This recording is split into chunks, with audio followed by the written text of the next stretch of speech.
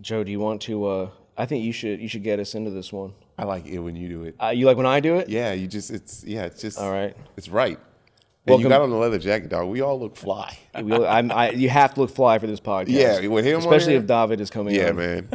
With that watch. Yeah. Oh, I already know, dog. Yeah. Yeah, that's the. That's the one. That's the one. And we're gonna go to his house afterwards and steal a Rolex. Because I know he's got one of those too. Call me anything you want, but don't call me that.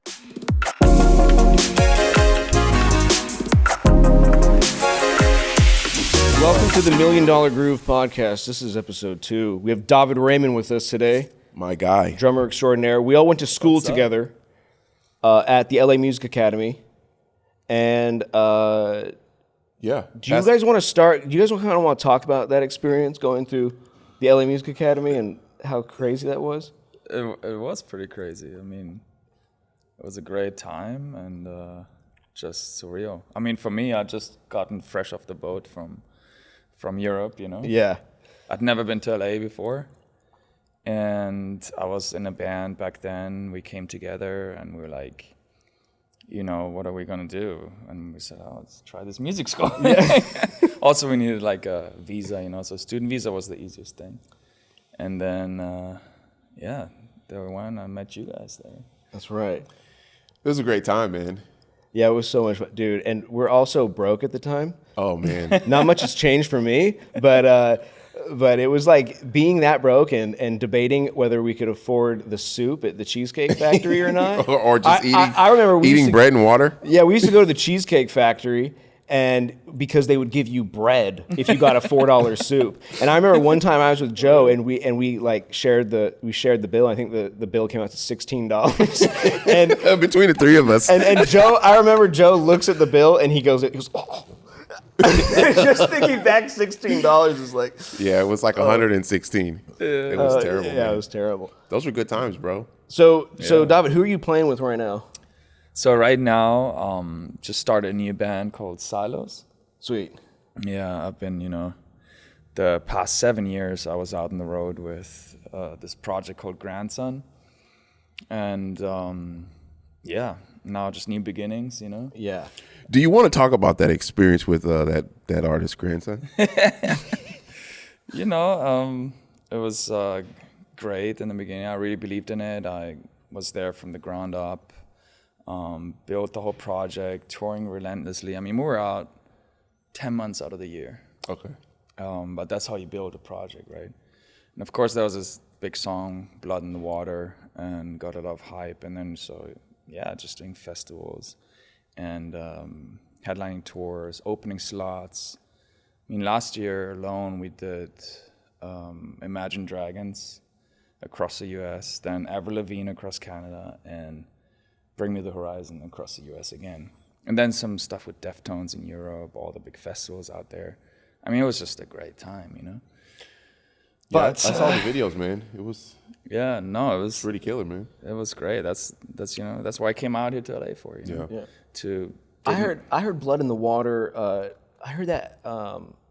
Where did I hear it? It got placed somewhere. I can't remember. But what was the show that it got placed with? Did it get placed with a few shows? A lot of movie soundtracks as well. Yeah. It's a good song. When I came in, so there's my good friend Kevin Hissink, who's an amazing producer, writer, and he did most of the Grandson stuff. And then the manager came to me because me at the time I was doing a lot of musical direction, putting bands together for artists and so forth. He's like, we want to take this live. So I came in and just did all the tracks, did the live show, got the band together. Renzo. Oh yeah, our Peruvian friend. Yeah, so Renzo is from another large band from Peru called Adamo, but they're no longer, obviously. He moved to America and he started playing in my band called Runners, and then Runners fell apart, and then he shifted over to Grandson. I remember Renzo. Yeah, Renzo was actually pretty done wanting to do live stuff. He wanted to focus on his production. It's like, listen to this, and then you let me know. And he's like, oh no, this is fire. Like we all believed in the music from day one, Yeah. And so then Renzo came on board. He was on bass, and then Kevin would play guitar in the beginning, but then because of personal issues, he couldn't tour anymore. So then I got my buddy Ramon Blanco, amazing guitar player that I worked with in the past. We were literally like a week away that we got offered this tour across Canada with the Glorious Sons.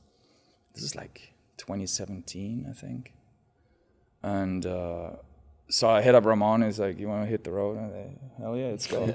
So from day one, I just put everything together. Yeah. Everything. And then on the road, and I was tour managing, MDing, doing everything at once. And so, yeah, if you know, because I believed we're building something together, and it was a band, but, you know.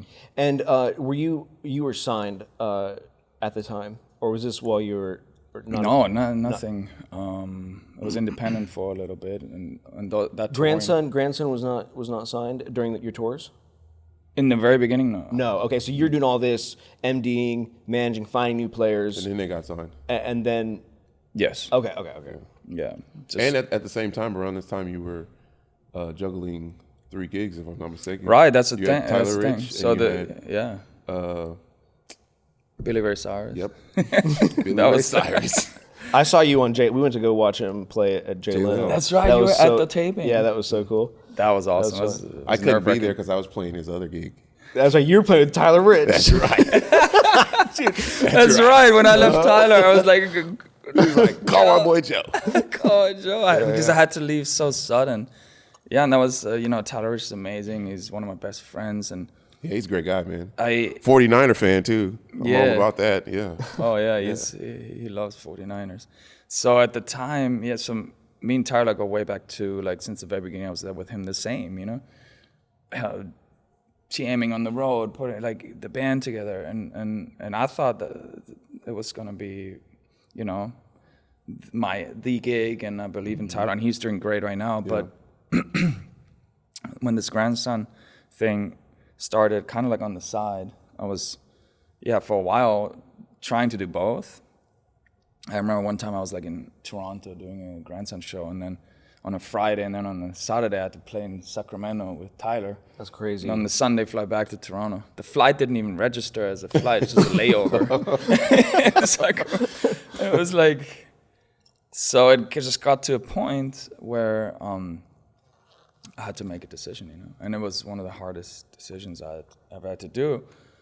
But it just came down to, with grandson, we had the possibilities and opportunities to also tour extensively back home in Europe and Germany and so forth, where I'm from. And it just came down to that, And no, it was a great time. But everything comes to an end, and just differences in visions and opinions. Like, he just wants to be a solo artist, and I always tried to drive it to be a band. I think it would have been way more appealing to bigger masses, but it just came to an end, and in last November, after all this crazy touring last year. And so he's just doing the solo thing now. Yeah, he just hired some players, and this year he toured extensively. It's a lot, dude. It's a lot lonelier doing your own thing. I know that record labels like solo acts a lot more than they like bands. It's a lot less people to manage, but it's as the artist, it's lonely. Like, dude, like when it comes to a band, you have this camaraderie, right? Yeah. Sometimes it's a bad marriage, but it's like it's a love-hate relationship for sure, especially if you're in a confined space. But we had that. We had the camaraderie. We had that. Do you think the band phase is coming back now? I was just gonna say, like you said, the labels like solo artists, and there's been a big, like, especially in rock, like the solo rock artist, it just doesn't connect. Yeah. Like, MGK. It's just like, because you know who he's dating and everything, and this is like a scene thing. But there's so many, solo rock artists right now that I think people are sick of. I've toured the world and I see it in people's faces. Yeah. They want to connect. You know, some kid wants to be a drummer, so he wants to. But then he goes to the artist's Instagram, and you don't know who the and drummer is. he can't even find who Right. was on stage. Yeah. I was like a heavy Blink 182 fan. Like Travis Barker was just everything. Right. Do you think it's coming back? Like, do you think that vibe can come back though? I Like, do. I personally. Oh, think it's so. it's already started. It's already back. Like bands are doing so well.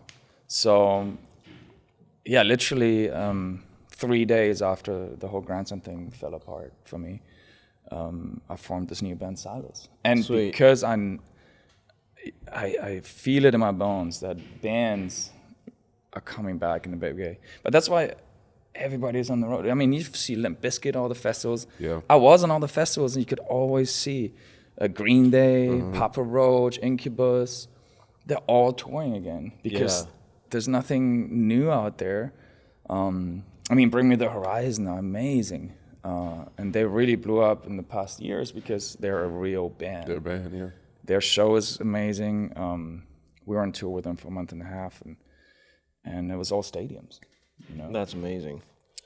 That's sick. Bad Omens, a great band that are really hitting it hard right now. So yeah, I think the rock band is just something that people are craving and want to see. So yeah, so when I started Silos, it was crazy because Ray, the singer, I've known for like 8 years. But back then he was like more in the DJ world. He was a DJ, and then we kind of lost touch when I was touring all the time.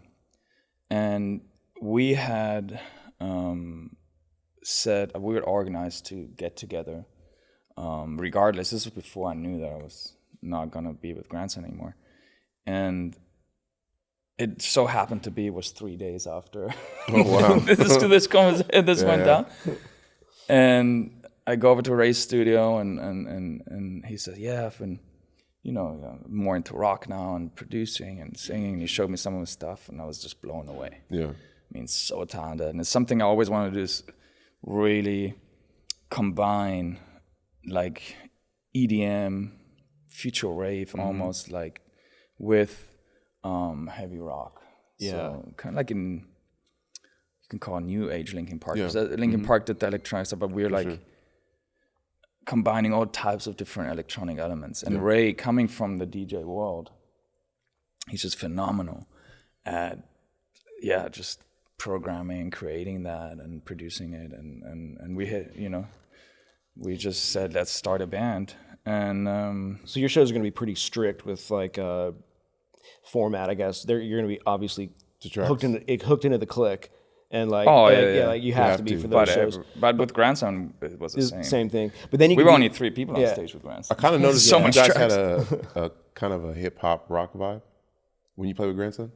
So there was a lot of like trap, Yeah. and kind of like Rage Against the Machine riffs with like trap beats. Yeah, there you go. Yeah. And then, I mean, in the end, when Renzo left, we never got another bass player. We just put all the low end on tracks. I mean, but everybody, like tracks is another member of the. But with Silos now, it's more the EDM kind of like rave feel of the tracks, and because I've been doing it forever, I put it all together again. I have the system now. We basically have one long track as the whole set with transitions and everything built in. Oh, We that's have a our good in-ear show. rig. We even have a more EDM set where we just emphasize more on the electronic, and we did like this underground rave as a 5-piece band in so LA dope. the other day. And the vision is to maybe even be able to play some EDM festivals. I mean, we did with Grants, and just because of the fact of the trap element. Yeah. I remember we did some festival, and I was like, looked at the bill, I was like, Diplo and like, all these DJs. I was like, what are we doing? And then we come out like full on rave style, and people were like, what the? Yeah, that's cool, man. I want to ask you, so we're all drum freaks. We were all drummers at LA Music Academy. What kit are you going to play with this new band? Oh, I'm still SJC all the way. That's Yeah, what I thought. Mike, my guy, the owner of SJC, he's always believed in me from day one. Hooked me up with whatever I need. I toured that kid all over. That's cool. And then they're everywhere. You can find them in Guitar Center now. And then when you're touring drummer, it's also important that the company, like when you go to a festival and backline kids. Oh my God. So when you say who you're endorsed by, you want to be with the company, and they're everywhere too. Yeah. So I did a tour in England, and the backline company had a HJC kit that I could use. So. Yeah, the horror stories are real. Like you play a particular kit, they're like, yeah, we don't have that, and then they bring you something that's just terrible. Yeah. And you play Zildjian cymbals? Sabian. Sabian, okay. Yeah, Sabian. Okay. I was with Zildjian. I think it was with Billy Ray, but it's not. I can't remember what happened. It's just better vibe with the new rap of For sure. of whoever. It's the Sabian. I love Sabian. Yeah. They're great. They're a great company. I have a question for you. This is like a transitional question, but have you seen the AI music? AI. Like the AI you'll say write a song in the style of Nirvana, completely original, Yeah. bro, and it's like making good songs. Like, Yeah, how do you feel about that? I mean, it's something I think about as a musician, right? Because it's definitely gonna create a lot of problems I can imagine with publishing and For sure, yeah. there like, was a you don't know anymore. Yeah. What's somebody just typing in write me a song, or if you wrote the song. Right? Yeah, but it's the same with like AI Instagram models that are breaking. I was gonna bring that up. millions for some nerd in a basement. Have you heard of You're like, is she real? Aitana Lopez? No. Okay, this dude, he said he was tired of dealing with models' demands, so he just made an AI model. This is actually my diabolical plan that I'm going to implement. Is I'm just going to make an AI model that it becomes an influencer. Like, bro, he's making $10K a month. Her name is Aitana Lopez. And people think she's real? No, it's like clearly, but but Aitana, this fake person, is getting brand deals. Wow. No, As an they are. Yeah, influencer. there's a few out there. I hear it all the time. People are just, but how? I just don't get it. Why would? It's going to be really funny. I don't understand. It's going to be really funny when Aitana Lopez and all these other AI models take over the OnlyFans scene, and now all these girls that have been gonna like be building huge competing careers. with- Yeah. So ladies, if now's your time to get into OnlyFans, if you got to hurry because it's going to soon get taken over by AI. Just letting you know. I mean, everything feels like it's scary, A lot of these sectors can be done with AI. I just feel like it's gonna dumb us down There- even more. Yeah. Oh, Like, yeah. we're just, But that is like why have to write a song when you could just go, you know what I'm saying? Yeah, because the speed of music of how many songs people are able to produce is just going to become exponential. Like everyone complains, why isn't music the same? Like music seems lazy now. It's like all the weight is on the artist now. Yeah. To be the marketer, to be the creator, to be the promoter. Yeah. It's almost like you got to do all that before you even get considered for a deal or anything. There's a guy. It's so exhausting. Yeah. Bro.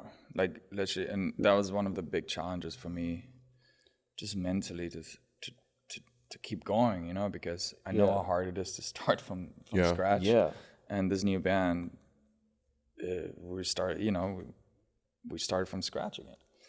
But just getting great people together and having talented people and writers and. You have about an hour show right now. You have about an hour. Like you said, like how many songs do you guys have in the we bank? have a full record. We already Full did. record. The record is already done. Oh, nice. That was the crazy part. So, last November, Yeah.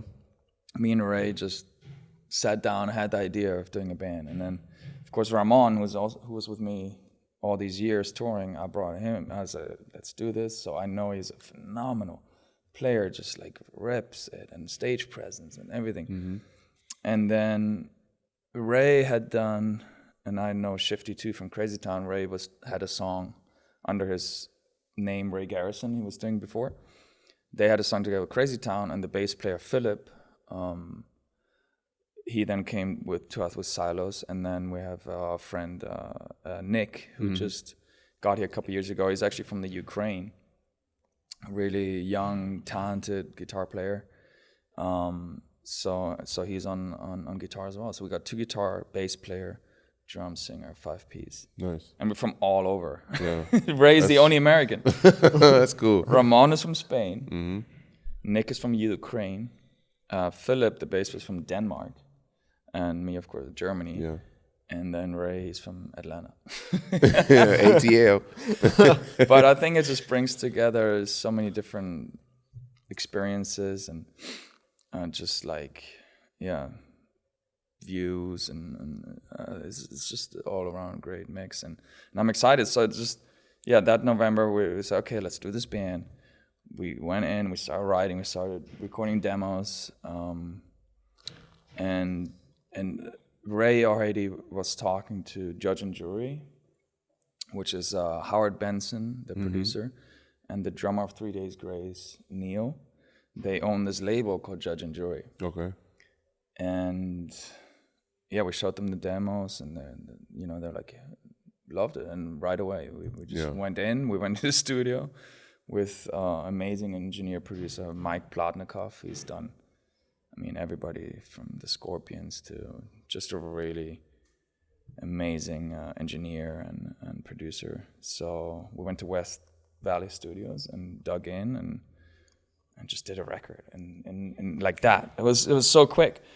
And then we got a good management on board, and we've released an EP and another single, and we're probably gonna do 1 or 2 more singles, and then the whole record, probably like April next year. Yeah. What would you say to someone that was like, because like you've been in LA for a while, so you kind of have time to build your network of people, right? Say someone's new and they want to do the music thing, like they're not from LA. What would you? Yeah, like if they want to either music now doesn't have to be done in LA, right? Obviously, because it's like. But what would you say to someone that is trying to kind of break in, I guess, or would you even suggest trying to break in at this point, or like how did you build your team of people? Well, first off, you need to be a pro. Right? Yeah. Everybody here in LA is pro. Everybody can play. Yeah. Drums, particularly, there's some amazing drummers. Yeah, that's crazy. That blow me out of the water. You know? Like they're too amazing. Yeah, you're like, and they're 12. Yeah. But then often than not, those drummers, if they're not personable or likable or have drive and persistence, don't show up on time. Then exactly. Or just like because nobody's gonna.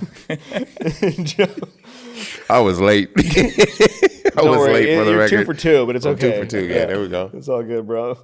But at the end of the day, no one is gonna want to work with you if they don't like you. So for me, it was like one thing led to another. I was here. We were in Lama. I remember with my band that came over from Europe. That band, we ended up working with who's now my good friend Jeff Blue, who's a producer, A&R, who discovered like Linkin Park. And I want to bring up something with Jeff Blue, but just continue. And that band though, there was the singer wasn't on point, and he didn't see the vision of Jeff wanting to bring in another singer, like the same thing he did with Linkin Park. Right? That's rough though. Like, hey, you're the singer. Yeah, listen, I have this idea. Let's bring in a different singer. What do you think about that? Yeah, no, he's bold about it too. So anyway, that band fell apart, but me and Jeff became friends, and I started. So being a big part of obviously being a musician, right, is you typically have to work odd jobs. Okay, I know you've worked odd jobs. Yeah. And I remember David. He's like, hey bro, I got this gig, it's not music, but we need security. And Jeff Blue is hosting a wedding at his house, and I'm like, you want me to come do security? I was like, he's like, yeah. And so I for got the record, Kyle's like 145 pounds wet. So the night was going easier. I got my black suit that didn't really fit. I think I had like a tuxedo type of suit blazer on. It was like leather on the outside. So when you told me that, I totally blocked that out of my. And I brought with me I brought a police baton. It was in a collapsible baton. You could swing it out. And we're doing security, but the security is basically us guiding cars. Oh, hey, park here, park there. They're right inside. You know, that's the security. And I don't know what happened in this wedding, but all shit broke loose. And the families, it became a WWE event. Bro, do you remember what happened? I remember that just all of a sudden someone was getting thrown onto the pavement outside, and it became a full-on brawl. Yeah, it was like brothers against cousins and dads and uncles. Like they all just went like, like it was like a cartoon. Dude, it was like leaking out, and people were wrestling in other people's yards. Yes, like, It was, and David goes, let me see the baton. Let me see the baton. And I'm like, dude, I'm like, listen, security. My job ends here. I'm getting hit $150. I'm not getting my teeth knocked out. It was like a $500 bill. He goes, give me that baton. And so we're standing there like with the baton. I mean, bro, we were the worst security force I think you could have ever hired. It was the. we just let them do their thing. You know? We had a buddy. Was Ryan Wood there? I think Ryan Wood was working that event with us. He's another drummer. He has Chromosomes music. He does movie trailer music now. But I remember he kept just eating all the snacks that kept coming out. Like, it was so... Wow. Joe, what's like the weirdest job you think you've ever worked as a musician just trying to make money? Weirdest job? Yeah. I worked at the library. Really? Can you imagine that? Damn. Have you ever read a book from Nah. start to finish? Bro, like my first job was at the library. Re- Yeah, because I was in college at UNLV, and I needed a job, and the only job I think was available was at the library. The coolest thing was you got to see all the girls at school, but I mean it was whack. Like, you know, people just return their book. You know, you check out the book. And Yeah, that sounds boring. Oh yeah, it was terrible. It must get to you like having to be silent all day long. Oh yeah, and it was super quiet. You come home like, shh. So even if there was a girl you liked and you wanted to holler at her, you couldn't talk to her. What up, girl? She's like, it's like, meet me outside, girl. You know what I'm saying? It was terrible. Yeah. I remember when I went to Llama and I was like still getting over my ex-girlfriend, and Joe was like, let me help you text her. And bro, she responded immediately. He said, what'd you say? He said, I think you texted her, let me clap them cheeks. No, I didn't. I did not write that. Yeah, he wrote that for me. She responded instantly. I was like, and yeah, I was like, Joe, you have the magic words, bro. Teach me your line. That's a magic I'm word. sure she started laughing, and then you guys went out on a date. I like how he's denying Happily ever after. No, yeah, she's like married with a kid now, so it didn't really work out. But you before you came out to LA, do you remember talking? I think you were working at a bar, or you had like a family business bar. Oh yeah, well, so I'm from Germany originally, but I grew up in the south of Spain. Okay. Which is like a holiday, awesome place. I would have never left if it wasn't for music, right? Yeah. So me and my brother, we had like a nightclub for a couple of years. It was a pretty crazy time. Yeah. What was the story about you chased someone down on a moped? Oh man, What was that? I you bring up all the fucking stories. I love this story so much. Yeah, you know, I don't know. You're young, you get mad. Someone makes you mad, and then you chase them down on a moped. Chase him down on a moped. Back then, when we were like 14, 15 in Spain, you could get your license for a 50cc bike. Yeah. Oh, nice. With 14, so we all had these like, Yeah. we would tune them up, and they would go like 70 miles an hour. Yeah. Those baby wheels, dude. Yeah, the wheels are like this big, and it's like a herd of mosquitoes. You know? Oh my god. But yeah, it was a great place to grow up. Yeah. Great place to grow up. You know, sunshine. It's kind of the same weather as LA, but Yeah. just on the beach, and the summer is just. How often do you go back to visit? At least once a year. Yeah. I was just there in the summer. If I can, Christmas time too. Yeah. But this year I'm just so busy with the new band and stuff, so I'm not gonna make it probably until the summer again. It wasn't clap those cheeks, it was beat them cheeks, I think. That's what Let's it just clarify. Sorry, Clarify. I'm gonna beat, what do you say? beat them cheeks is Kyle, what you said. I don't remember any of this. Yeah, It I was don't in a text remember. message. Kyle, I think you got the wrong guy. I don't remember chasing anybody on a moped. Yeah, either, see? But Kyle, all these stories, man. Hey, Oh, Kylie poops. oh my god, dude. Yeah, it was brutal because I was the youngest. When we went to Llama, I was the youngest one. So I couldn't Yes. even go out to drink with you guys. So I was like, Yeah, no, we could only take you to were Cheesecake you 19 Factory. when we started Llama, or 20? 19. Wow. Yeah, so they're the nickname we had for him. Mm-hmm. I think I came up with it. You did. I'm gonna You- take you credit definitely for came this. up There's with two. There's two nicknames. Well, I remember one always, and every time he called me, even if we sometimes don't talk for a while, and we on the phone like, Kylie poops. It's so demeaning. Or, Bro, it's so demeaning right now. Or what was it? Muffin Oh, top. muffin top. Yeah, Yeah, his hair. muffin top. He had this haircut. He I had looked this like haircut, bro. a My hair blueberry just muffin. sticks straight up. Like, it would just stick I straight forgot up. about And- that. Yeah, Yeah, you know looks his pretty hair is cool. really thick. So imagine it's like being half as long. He had like a It's just- bowl cut with It's just like, Yeah, it's man. just like I remember the only time grew up and the only time I ever got really mad at you at school was At me or him? at you. You. We were sitting in class and we had to pay attention, and this fucking guy had a permanent marker, and he's writing on the back of my neck what? constantly. I look. The marker had to have been this big, bro. It was one of those thick, like permanent markers. I had so many black lines going down the back of my neck, Oh my god.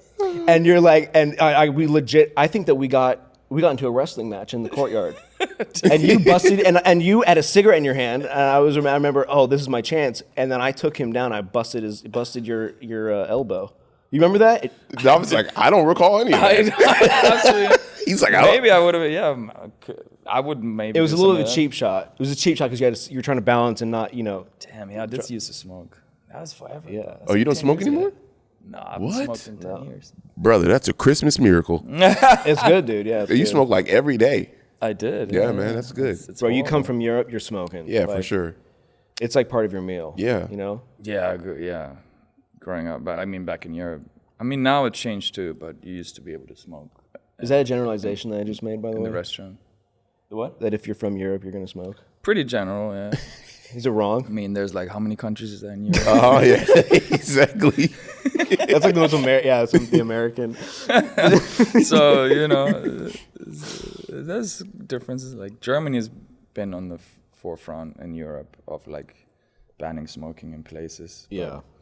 like southern countries like Italy and Spain, it was a tough transition because the older people were just used to. There's some, you know, in the restaurant and there's kids next table and everybody is smoking.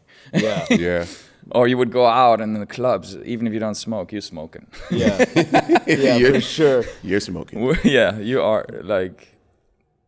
But yeah, that has changed too. You cannot smoke anymore indoors in like clubs and restaurants, which I think is a good thing. And when I moved here, I still smoked for quite a bit.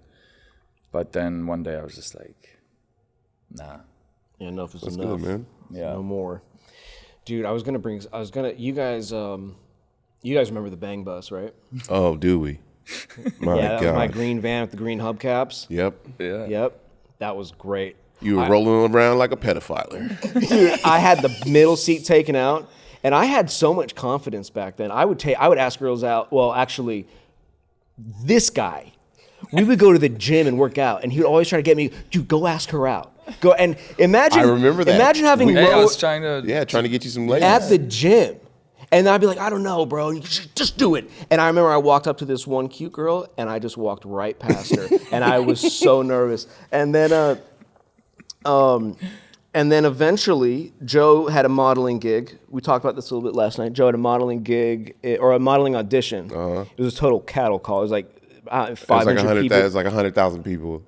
And I meet this girl While we were standing in line. while we right? were standing in line. Yeah. And I actually got her number, and I started dating her for about 4 days. For about And Didn't 4 she days. move into your van? She moved 4 into days my of van. romance.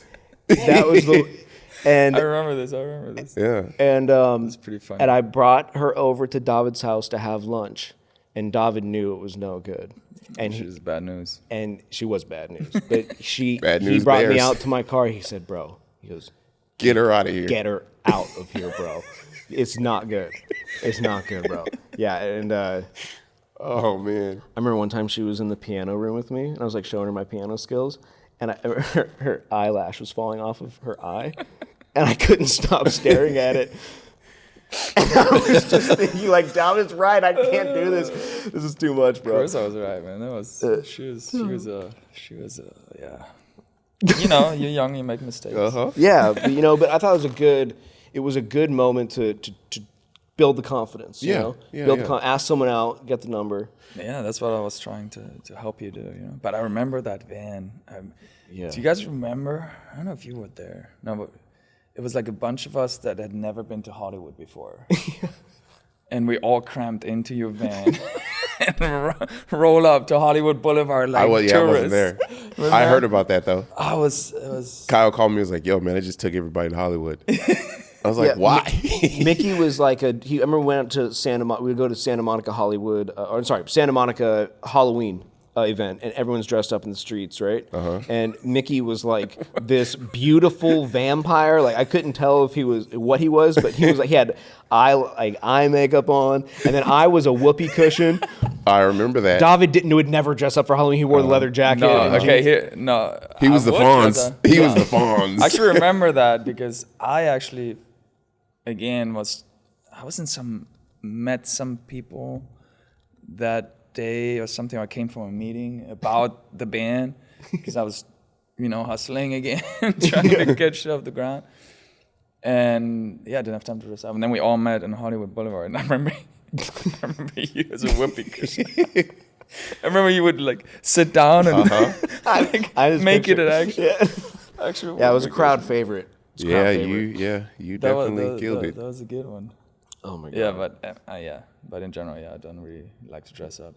When I play for some reason, I'm always playing shows on Halloween, so I have like a Jason mask. Yeah, nice. It always does the job. So when are you releasing your next? When is the band's album coming out? So we don't have a set date, but I'm thinking because we have a couple more singles that we want to put out with some more features. So 2 of the songs we released have features as well. Okay. The last single, Lighthouse, is our buddy Shifty from Crazy Town. Mm-hmm. And then the very first single we ever released is with Jay Gordon from Orgy. Orgy, I think back in the day in the 2000s when they had that big hit with Blue Monday, they were kind of on the forefront of electronic mixing rock. Yeah. So, and Howard Benson also produced Orgy. And then it just all came together, and the song Insatiable. It's a really, really great song. And also Kevin Hissing, my buddy, he came in, worked on Silos with us for a bit, and he worked on Insatiable. It's just a great song. There's already a bunch of remixes out there now. I mean, it's just crazy to think it's been just a year, Mm-hmm. From the first thought of doing this band, and here we are So now, releasing, and we have a label behind it with great people involved, with like Howard Benson's a household name producer. He's done so many great bands.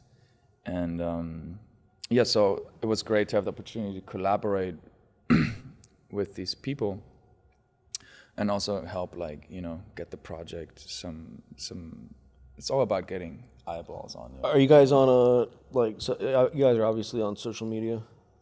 Yeah. Like what's the handle? Yeah, where can people find you? Silos Band. Nice. Silos Band. Silos Band. We're getting close to probably wrapping this thing. I have one question. It's not about music. It's about money. Where you at with the crypto game? Oh God. Hey, we can be here another hour if you want me to get into that subject.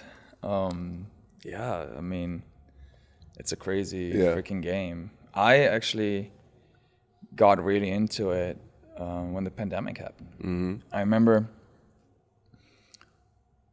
March of, when was it, 2020, right? When the shit hit the fan? Yeah.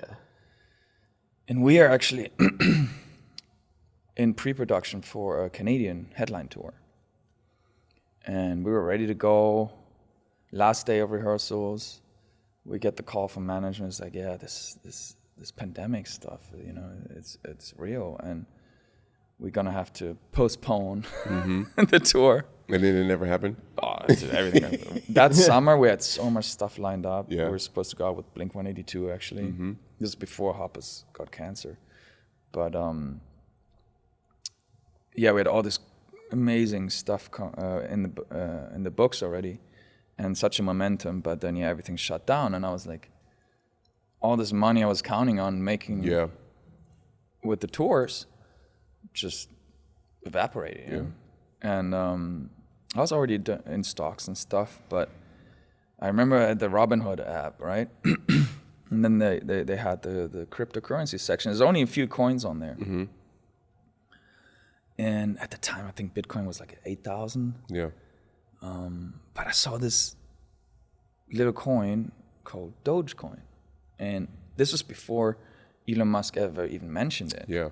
But my thinking was, okay, and you heard like, beginning of pandemic, so many people were flocking to Robinhood.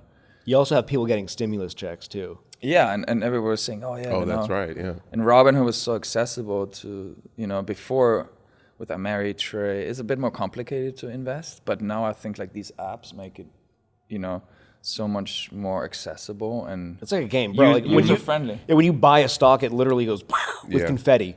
So Yeah, so I thought everybody who looks at this is gonna say, there's this coin like less than a penny, and then you say, oh, it's gonna go to $1 or $10, or goes to where Bitcoin is at. Because in the beginning you don't understand the whole market cap and how much supply and demand. Like these cheap coins, you know, there's so much supply that they. And Dogecoin Probably Dogecoin doesn't have a max supply. It's inflationary. Like it can. Yeah, right. Yeah.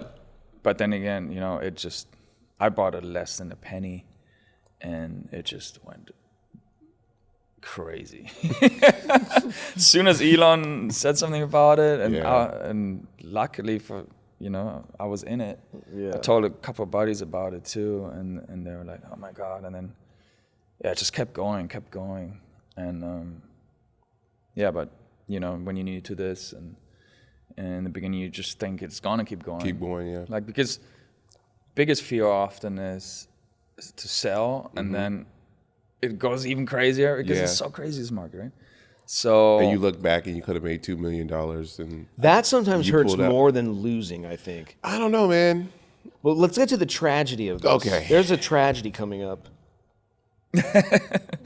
Well, yeah, He's like, well, yeah. I mean, It's not a tragedy. I wouldn't call it tragedy. I mean, you learn from most people that are in the crypto game. The first bull run they experience, they all do the same mistake. Yeah.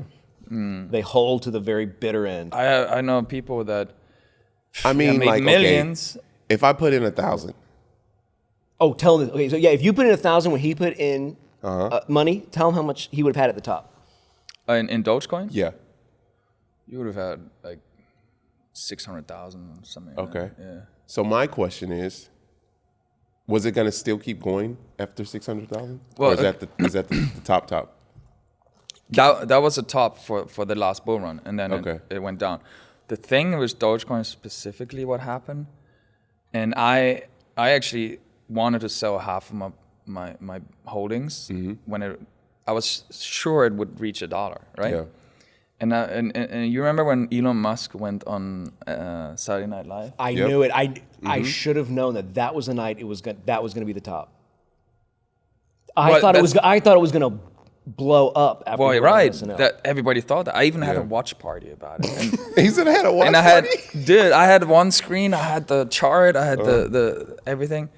But I remember before it even aired, all of a sudden, Dogecoin just started tanking.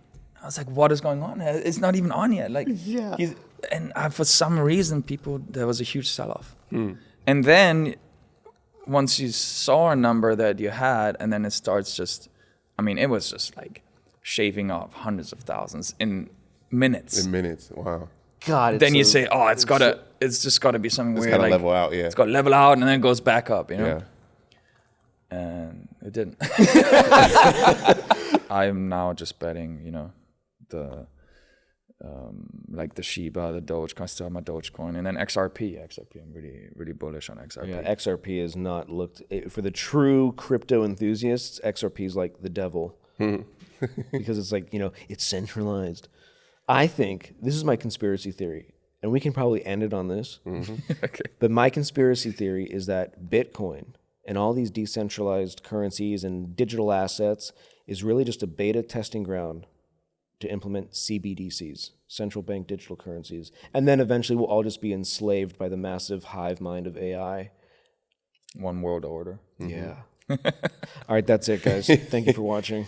That's it. That's it? That's it, dog.